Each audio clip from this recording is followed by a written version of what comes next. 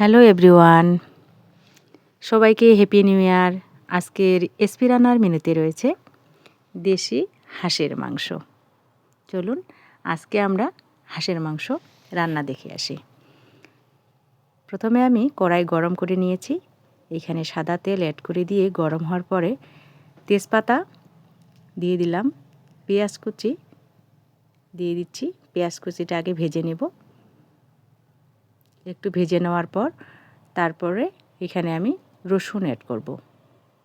রসুনটা যদি তেলে ভেজে নেওয়া যায় তাহলে কিন্তু তাড়াতাড়ি রসুনটা সিদ্ধ হয়ে যায়।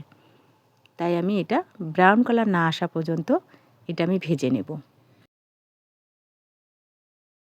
ব্রাউন কালার হয়ে এসেছে। এখন আমি হাঁসের মাংস দিয়ে একটু ভেজে নেব। একটু নেড়ে চেড়ে নিয়ে ভেজে নেব। যতক্ষণ পর্যন্ত হাঁসের মাংস থেকে তেলটা না আসতেছে ততক্ষণ পর্যন্ত আমি নেড়ে নেব। নাড়া হয়ে গেছে। এখন আমি সেদ্ধর জন্য পরিমাণ মতো এখানে জল অ্যাড করব। জল দেওয়া হয়ে গেছে। একটু নেড়ে চেড়ে ঢাকনা দিয়ে সিদ্ধ করতে দেব। ঢাকনা আমি এখানে দিয়ে দিলাম। দিয়ে কিছুক্ষণ আমি সিদ্ধ করে নেব। ঢাকনা তুলে একটু নাড়তে হবে, একটু নেড়ে নিলাম। তারপরে এখানে আমি লবণ অ্যাড করে দেব। লবণ, হলুদ গুঁড়ো, মরিচ গুঁড়ো, আদা বাটা। আগে আমি হলুদ গুঁড়ো দিই এই কারণে যাতে যেন কালারটা না নষ্ট হয়ে যায়। আগে যদি হলুদ গুঁড়ো দিতাম তাও মাংসটা হয়তো বা কালো হয়ে যেত। এই জন্য আমি হলুদ গুঁড়ো আগে দিইনি। সিদ্ধ হওয়ার পরে তারপরে আমি হলুদ গুঁড়ো, মরিচ গুঁড়ো দিয়ে নিই।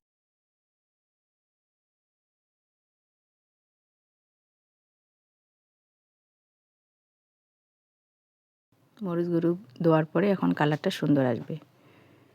এই যে কালার আসছে, কত সুন্দর দেখাচ্ছে। একটু এখন আমি কষিয়ে নেব।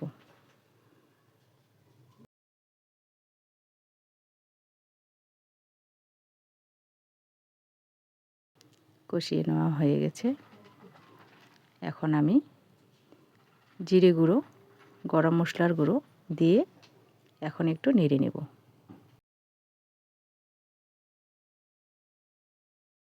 কষিয়ে কষিয়ে রান্না করতে হবে। আর কেটে রাখা টমেটো এখন আমি অ্যাড করে দিচ্ছি। অ্যাড করে দিলাম। তারপর কেটে রাখা কাঁচামরিচও এখানে দিয়ে দিব। কাঁচামরিচ ফ্লেভারটা ভালো লাগবে, এই জন্য কাঁচামরিচও একটু অ্যাড করে দিলাম। রান্না প্রায় শেষের দিক। সহজ রান্না, কিন্তু খুবই সহজ, আর খাইতেও কিন্তু খুবই সুস্বাদু হয়। খেতে খুব ভালো লাগবে। এখন এখানে আমি নেড়ে চেড়ে একটু জল দিয়ে নিচ্ছি।